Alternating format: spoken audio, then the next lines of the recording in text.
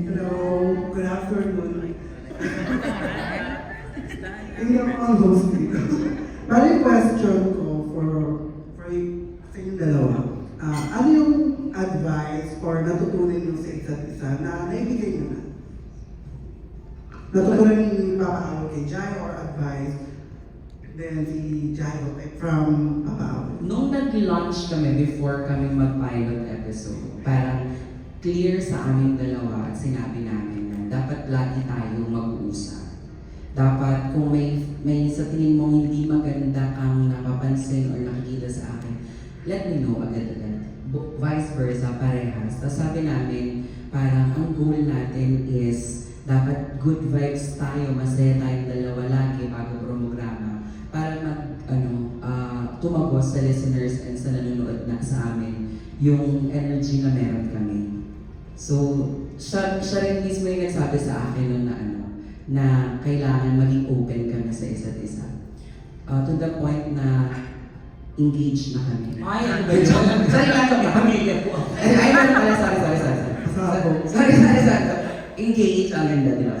Hindi yun, parang ganun, na maging bukas kami sa isa't isa. At huwag mahiyang magsabi.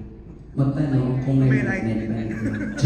Huwag mahiyang magsabi. Yun yung sinabi na natatandaan ko. Ako kasi very concrete yung advice na binibigay ko sa kanya. And most recently, sama yung tanong mo kung ginawa niya ba talaga. So a week ago, sinabihan ko na kagad siya. Ako kasi tama appreciate. So ko yung ganda na suot mo, yung ganda na yung makeup mo, ganyan-ganyan. Pero sinasabi ko na very concrete at positive naman din. Yung constructive na sabihin ko sa kanya, Jai, tumataba ka. Ganyan.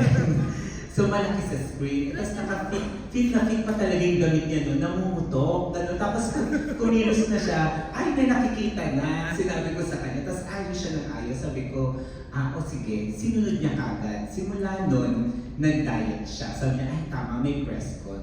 Papapayat ako. So hanggang kanina, bago mag-press con, hindi siya kumakain. Hindi ko lang alam pagkatapos ng press con kung ano na mangyayari. Yes. Kuya, babalot mong parang sausage. Parang sausage siya, hindi na lang. Sinunod naman niya. Thank you. Yung next question ko, paano binago ng buhay nyo, yung pagiging journalist nyo, noon hanggang ngayon? Buhay namin. Hindi na ako naiiyak. Hindi ba nagbago? Oh? Billie Eilish music.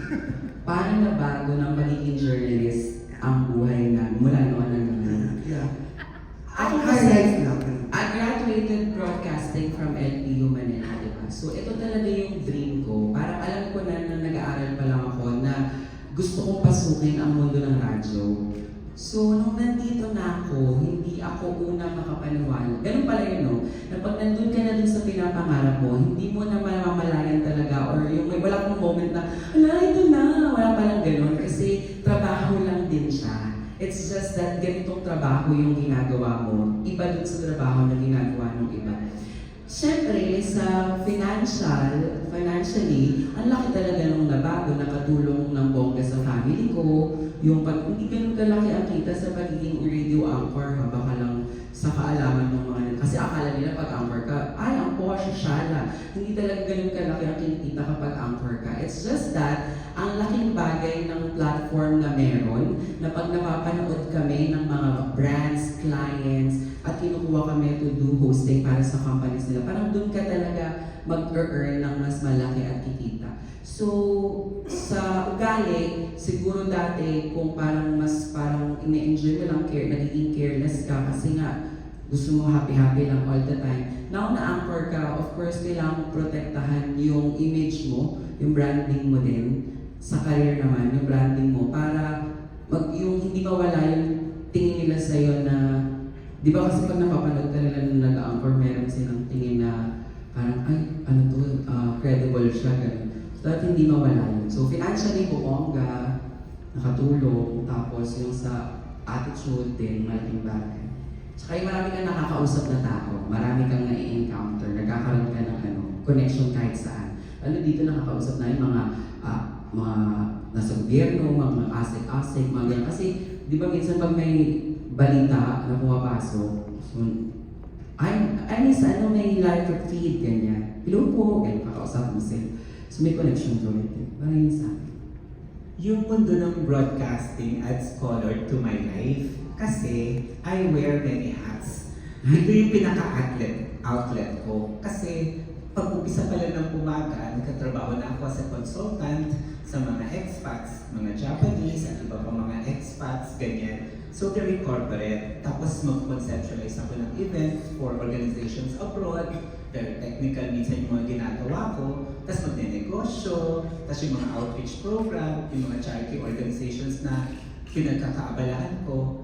Then ibang awel cast pag kapag nasa radyo na, nasa teleradyo na, ayan, nakakasuot na ng makulay na damit, ganun. Hindi na ako naka-coat, hindi na ako stricto, hindi na ako technical. Yung other side of Awel Pass, hindi na yung si Roel Pass na serious, technical ang work, nagmamanage ng companies, ganun. So ito rin, yung malaking blessing sa akin dahil sa abroad, yung mga ginagawa ko sa mga international organizations, na itawid ko siya para maka-reach out sa mga Filipinos, sa mga OFW, sa mga OFs, na ilapit natin na miss nila yung Pilipinas at dahil dito, yung Pilipinas na ang dinadala natin sa kanila. And to my greatest surprise, ang pagkakaalap namin, teleradyo sa radyo lang kami, hindi kami syempre, yan sila, malaki kita sa TV, swerte pag nag-cameo roll ako sa teleserye or sa movie, ma-acknowledge ka nila. To my greatest surprise, nung pumunta kami doon para mag-show,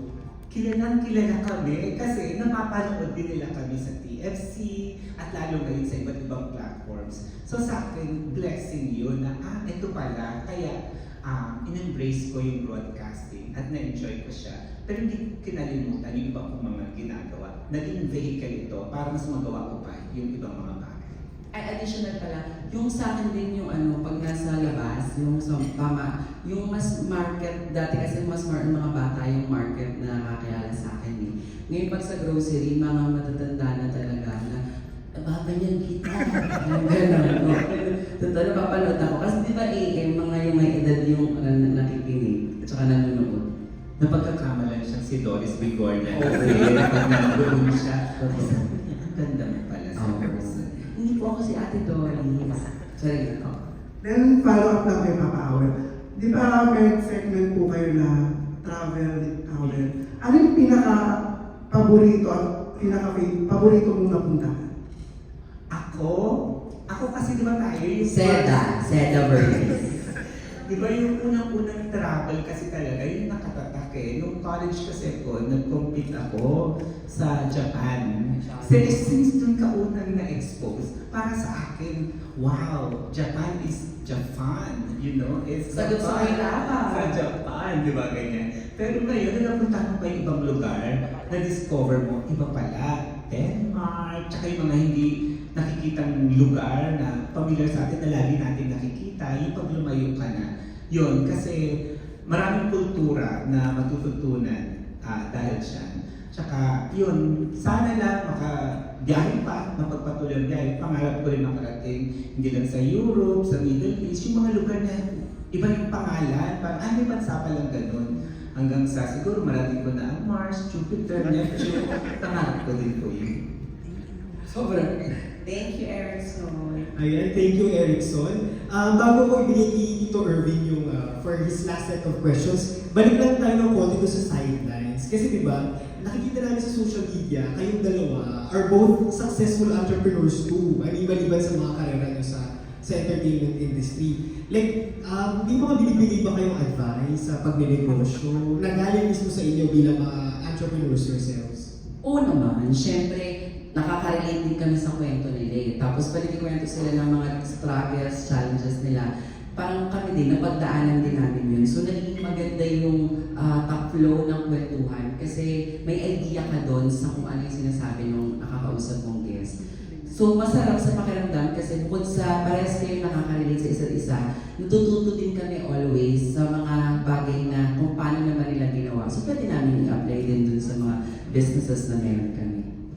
At doon namin napapatunan, experience is the best teacher. Kasi first hand namin na pinagdaanan namin yun. Kaya dun sa mga nagsisimula pa lang mag-negosyo o kayo biglang sikat na pag magnenegosyo, di ba? Ang hirap pumasok sa kahit anong negosyo at industriya. Pero mas mahirap paano mo siya i-sustain o i-maintain. Dapat mas yun ang pagtuunan ng pansin. Doon naman pumapasok yung mga advice namin ni Mama Chayo. Yes.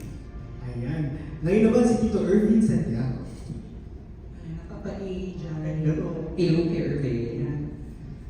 Was there a time ba na may mga celebrities na nagalit or napikon sa inyo dahil sa mga binabalita? Sige dyan. To be honest, Kuya Irvin, never ko pa pong na-experience na may nag-confront or may nagsabi sa akin na nagalit siya. Mas madalas, napapanood nila, tapos sinasabi nung kaibigan nila sa akin na, yung balita mo parang si gantong friend ko. Tapos sabi ko, anong sabi? Kamusta? Okay lang, natatawa lang siya. Tapos sinasabihan ko na sabihin mo kung may gusto siyang i-clear, open naman, willing naman. Pero yung talagang sinugod or nagalit, nagtampo, natatandaan ko sa tagal ko ng ginagawa to. Feeling ko hindi naman galit eh. Parang na-blind item ko siya sa UKG dati. Tapos, after ko siya ma-blind item, may interview ako dahil may show siya. Tinaguan niya ako like sa dressing room. Tapos sinabol ko. Sabi niya, ayoko, natatakot ako kasi blind item ako niyan, ganyan. Tapos sabi ko, girl, parang di mo naman alam, di ba? Nag-work lang naman din ako. Pero sabi ko, sorry, doon kung hindi ko naisip na magkaibigan pala tayo. Parang isang beses, hindi ganun. Si Miles Ocampo, hindi alam ko. Nung ginanakan ko yung about sa Home Sweet Home dati, about ayaw niyang makapartner si Sander Ford na nagsabi siya sa prod. So, nakaayos naman kayo dyan. Okay naman po kami. Parang after namin mag-usap ng ganun, parang nung sinabi ko na, nag-work lang naman ako. Alam mo naman na. Tsaka dati kasi nung ginawa ko yung segment na yun, natatandaan ko po, parang 2 days lang, tag-resign po ako agad. Kasi nung time na ako na po yung gumagawa nung blind item sa UKG, di ba si Papa Oji dati. Tapos nung time po nang ako, di ba sobrang putok na po yung Twitter. So parang dati, hindi naman nababasa ng reporter yung reaction ng tao. Parang tuloy lang. Nung sa akin po, parang pagkatapos ng segment ko, pag ko po trending na po ako, ganyan. Parang ang dami po nasabi ng tao, hindi ko kaya. Tapos parang kinausap ako ng management nun na parang go lang, ganito, kami na naman sabi kung tama na or ano ganyan. Tapos sabi ko, parang hindi ko po talaga kaya kasi di ba ang brand ko po, Beshi ng Bayan. Tapos, bakit po ganitong segment yung napunta? At first, akala ko parang start of the peak na yun na, bongga kasi UKG, pinapanood ko lang to dati. Tapos ngayon ako na yung binigyan ng chance gawin to. Tapos sabi ko nga, pag ganun pala, pag may mga nagsasarang pintuan, pag kunyari, kung hindi ka, may bagong magbubukas na mas maganda for you. So, at least na-try ko po siya. Tumapang lang naman po ako nung nag-Marites University ako, mag-blind item. Kasi parang puro nakakaaliw lang naman po yung mga blind item. Fun. Meron po mga pasabog talaga, sobra. Pero, aware naman yung artista, minsan na sinasabi ko, blind item kita, pero bongga to para sa'yo. Nagpaalam ako. Saka nanonood sila sa show nila. Kunyari nag-blind item sa show, pati director nila nanonood, tinatanong dun sa mga kakilala ko. Ikaw nagsabi, gano'n booking siya. Kuya Irvin, thankful ako. Until this moment, wala po talaga po. Puro po thank you at appreciation po. Yeah, ako lang yung Hopefully, sana wala pang mangyari kung gano'n. Ang headline yan, awal pass, ang bait-bait, dyan mo, maraming kaaway. Alam mo na yung title. Hindi naman kaaway, di ba? Oo naman. Explain ka naman. Hindi, tsaka last na lang, ano yung take nyo or yung feeling nyo kapag may mga kapwa kayo journalist or entertainment journalist na dinidemanda ng cybercrime?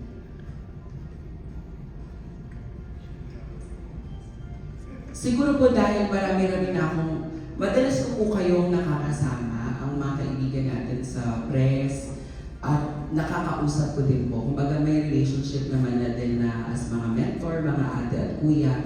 Nakikwento naman po nila sa akin yung experiences nila. Halimbawa, may isa po ako nakausap na, paano po yun nung na-demanda po kayo? Ganyan, sabi niya, wala, ganun talaga, kasama talaga yun sa trabaho. So, ilalaban mo lang, maglo-lawyer ka, ganyan. Tapos, minsan naman parang na sinasabihan ko din po sila ng pero hindi ka po natatakot sa mga binibitawan ng mga salita.